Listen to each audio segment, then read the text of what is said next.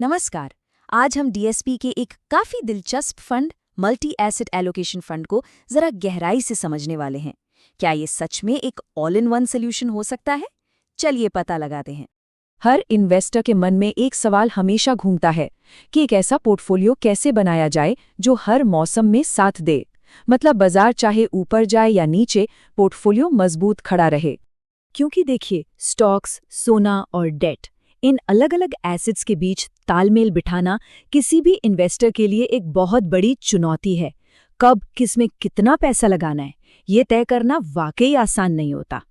और बस यहीं पर मल्टी एसेट फंड्स का कॉन्सेप्ट पिक्चर में आता है। इसका जो मूल आइडिया है ना, वो बहुत सिंपल है। एक ही फंड जिसमें कई तरह के एसेट्स हों। तो ये मल्टी एसेट एलोकेशन फंड आखिर है क्या? सीधी सी भाषा में ये एक ऐसा सिंगल फंड है जिसे बनाया ही इसलिए गया है ताकि वो कई अलग अलग एसेट क्लास में पैसा लगाकर लंबे समय में अच्छी खासी कैपिटल ग्रोथ दे सके। इस फंड की जो सबसे खास बात है वो है इसकी फ्लेक्सिबिलिटी। नियम कहता है कि इक्विटी, डेट और कमोडिटीज, इन तीनों में कम से कम 10% निवेश तो करना ही होगा। लेकिन इसके अलावा फंड मैनेजर के पास पूरी आज़ादी है कि वो बाजार का मूड देखकर इक्विटी को 35% से 80% तक भी ले जा सकते हैं।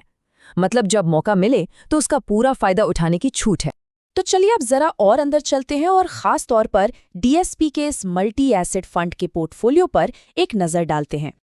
अगर हम हाल के आंकड़ों को देखें तो फंड का लगभग 62% हिस्सा इक्विटी में लगा है, करीब 15% डेट में और लगभग 14% सोना चांदी जैसी कमोडिटीज में है। जो बाकी का छोटा सा हिस्सा है वो रीट्स मतलब रियल एस्टेट इन्वेस्टमेंट ट्रस्ट्स और कैश में रखा गया है। तो इससे साफ पता चलता है कि फिलहाल फंड मैनेजर ग्रोथ के लिए इक्विटी पर ज्यादा भरोसा कर रहे हैं। तो ये पैसा असल में जा कहाँ रहा है? देखिए, कमोडिटीज में जो पैसा है वो डीएसपी गोल्ड ईटीएफ के जरिए लगाया गया है। इक्विटी में एचडीएफसी बैंक जैसे बड़े और भरोसेमंद नामों को चुना गया है और पोर्टफोलियो को स्टेबिलिटी देने के लिए डेट में सरकारी बॉन्ड्स रखे गए हैं। मतलब एक सोचा समझा बैलेंस्ड अप्रोच है। कुछ जरूरी फैक्ट्स भी देख लेते हैं। ये फंड सितंबर 2023 में लॉन्च हुआ था और इसका AUM यानी एसेट अंडर मैनेजमेंट अब 550 करोड़ से भी ज्यादा का हो गया है और इसे अपर्णा कार्णिक, रवि गेहानी और शांतनु गोडंबे की एक अनुभवी टीम मैनेज कर रही है। ठीक है, अब आते हैं सबसे जरूरी सवाल पर। इस फंड ने काम कैसा किया है, मतलब परफॉर्मेंस कैसी रही है? चलिए नतीजों पर गौर करते हैं। आपको जानकर हैरानी होगी कि लॉन्च से लेकर अब तक इस फंड ने औसतन हर साल लगभग 24% का जबरदस्त रिटर्न दिया है, जिसे हम CAGR भी कहते हैं। सच कहूं तो ये किसी भी लिहाज से एक बहुत ही मजबूत प्रदर्शन है।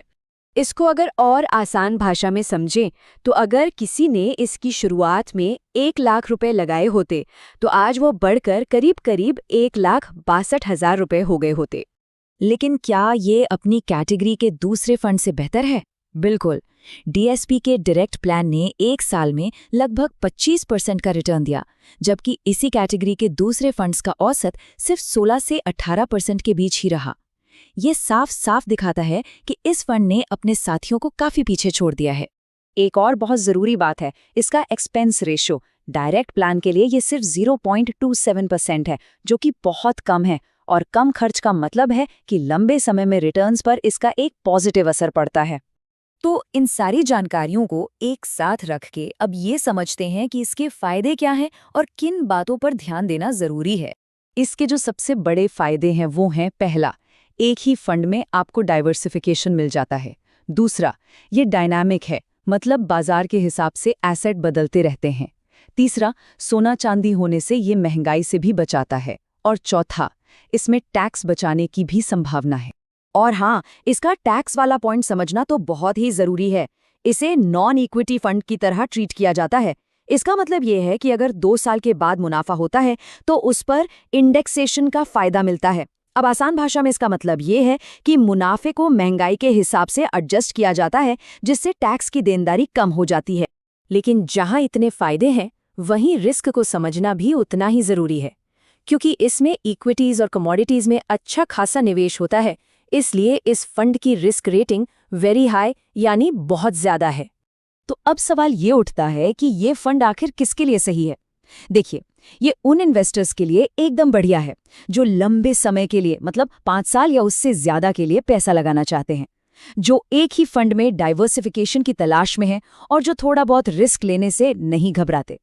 लेकिन अगर किसी को कम समय के लिए पैसा लगाना है या कोई बिल्कुल भी रिस्क नहीं लेना चाहता, तो शायद उनके लिए बाजार में दूसरे विकल्प ज्यादा बेहतर हो सकते हैं।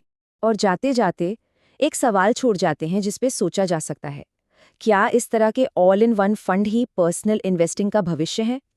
ये एक ऐसा सवाल है जिसका जवाब हमें आने वाला वक्त ही देगा।